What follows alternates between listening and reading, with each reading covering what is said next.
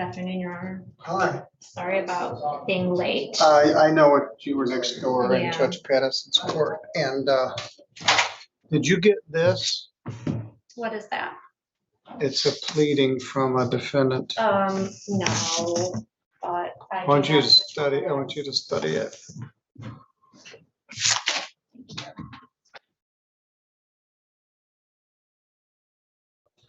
All right. Good afternoon, sir. Are you Kirk Edwin Jensen? Yes, I have documents in here that I had just filed with the clerk, and I need to submit them here. Is that this thing called non-statutory abatement? That's it. All right, I got it. I provided a copy to Miss Davis. It's entitled Kirk Edwin Jensen, Reign Citizen, Reign of Heavens, a set apart place with an address. Non-statutory abatement. File number 23660ST, charges operating with no license. Charge 23661, charged with operating with no license in your possession. I don't think you can be convicted of both of those, as I said at our arraignment. And then the third count is a civil infraction, no proof of insurance, could probably be charged as no insurance, but it was charged as a civil infraction. I have the proof of that here, May I see it?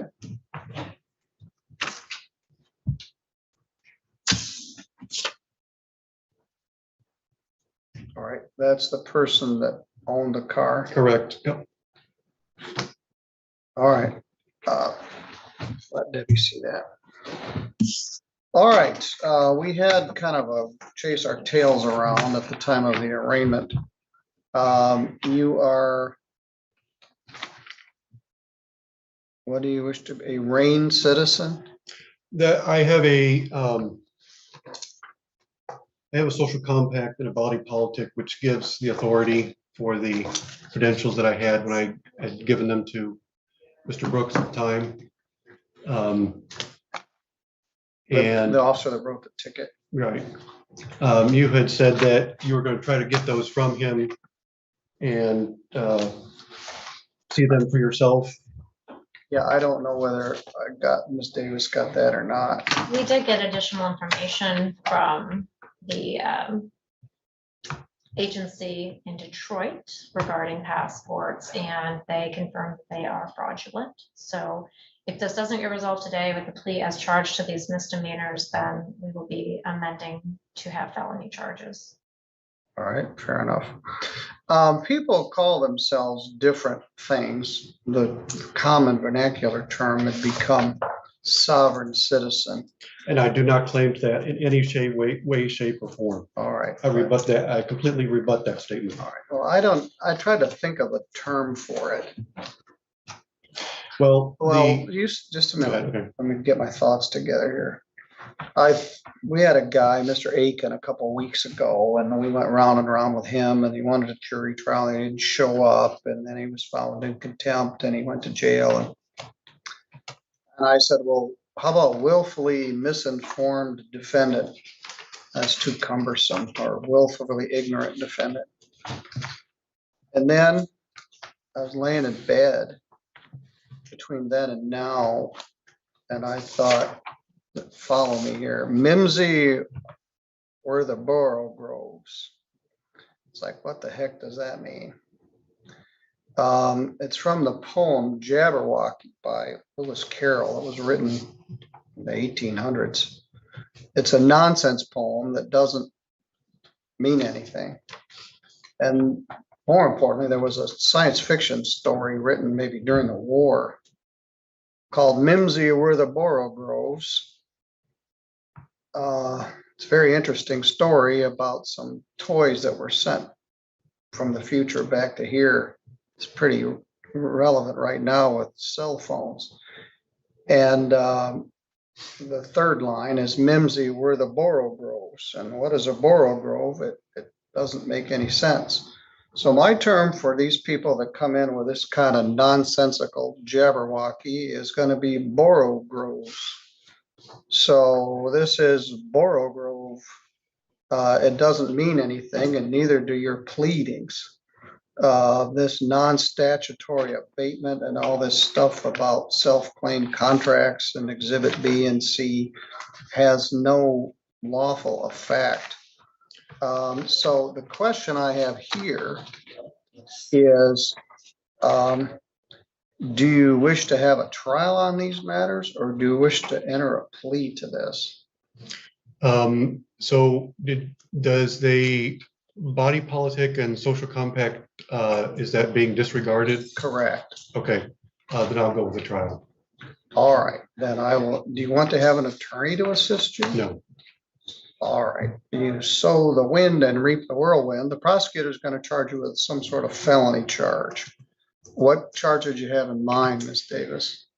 I believe that Prosecutor Morgan looked it up and it was fraudulent documentation, basically manufacturing fraudulent passport and a fraudulent license.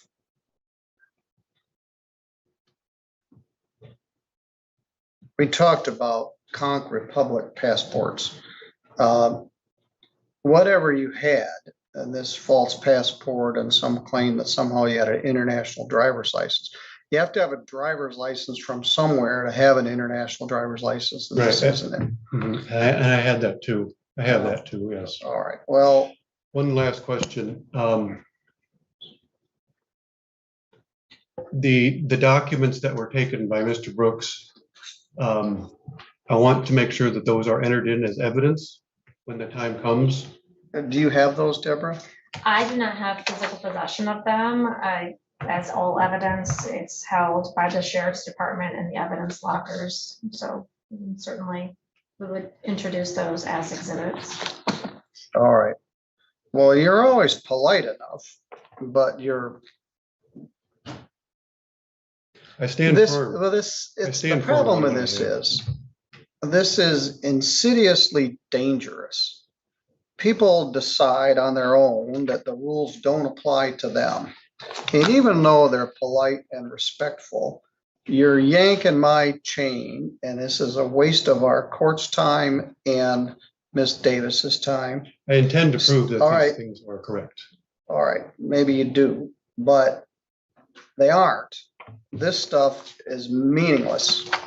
And if everybody decided like you that they don't need a driver's license, they don't participate in our social contract, and they wish to use our public roadways and our streetlights and our court system, but hey, it doesn't apply to me, things would break down. The rule of law would cease to exist.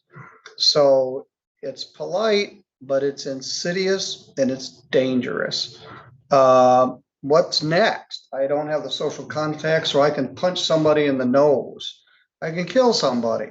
I can sell drugs. The rules don't apply to me because I'm a RAIN citizen. Well, it don't work that way, at least not here in Michigan or in St. Joe County.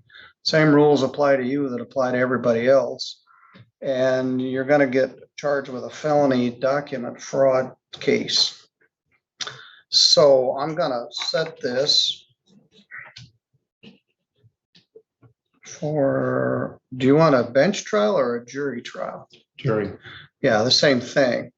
It's hypocritical. The rules don't apply to you, but you don't mind bringing in 30 of your citizens to come in and It's hear gonna be this just stuff. me. It's just gonna be just me. I'm gonna set for a jury trial. Your Honor, if we amend it, obviously. I the understand. felony will- I just want a let you target know. date Sure. for August 16. If prosecutor amends to felony, we'll schedule a pre-exam.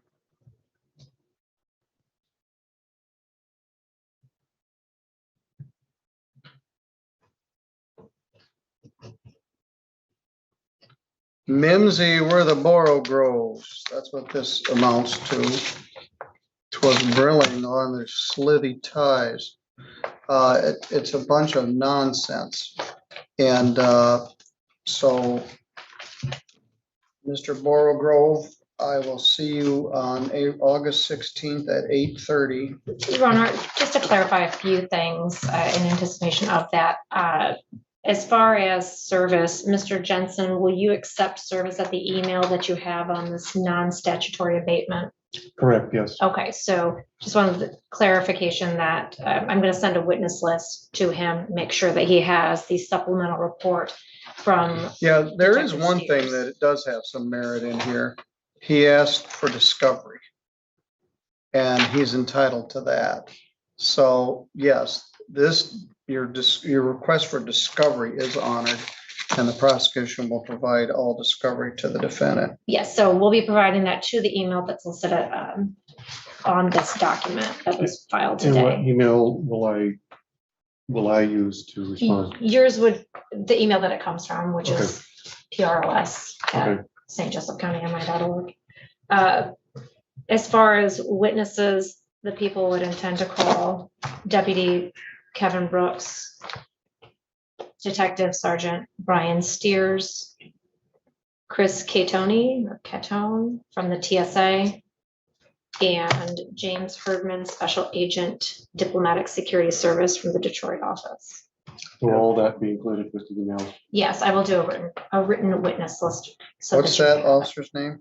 The last one, James Herdman, Herdman.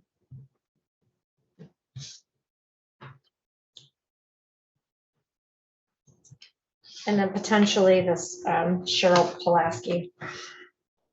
The owner of the car? Yes. I don't believe there might have been another backup officer. Let me double check. I don't know if we'll need him, but Even though you have these mistaken beliefs, what's your objection to having an attorney to help you with this? I do not choose to have anyone, any bar or associates representing me. All right.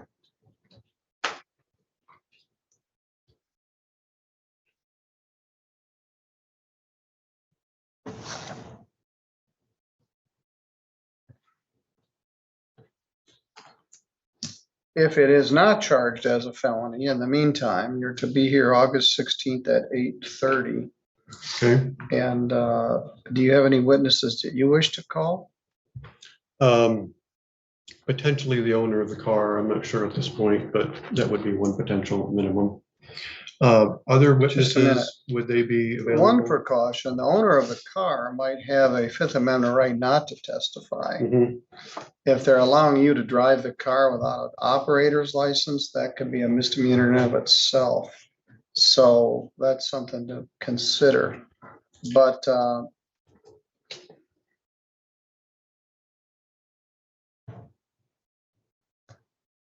we'll address it further. We'll see what Mr. Marvin and Ms. Davis elect to do with this. For further witnesses, would Zoom be available? No, they be here live and in person. Okay.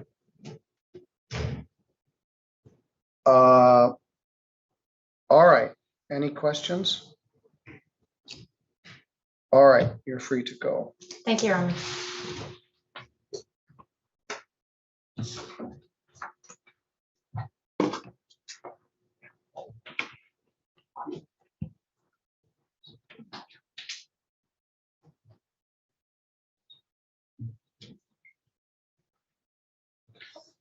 They choose to call themselves by different titles. Henceforth, I'm going to refer to this type of defendant as a Borogove.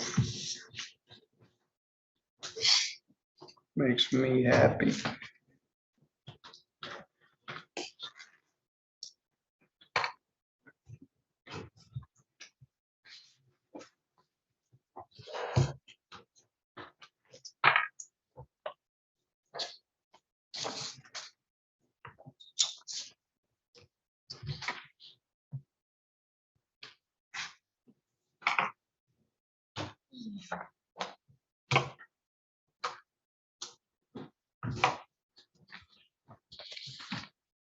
I don't think Louis Paget, the guy that wrote that book, was a real person. I think it's a pseudonym for some other people, but it's a very interesting story. Mimsy were the Borogoves.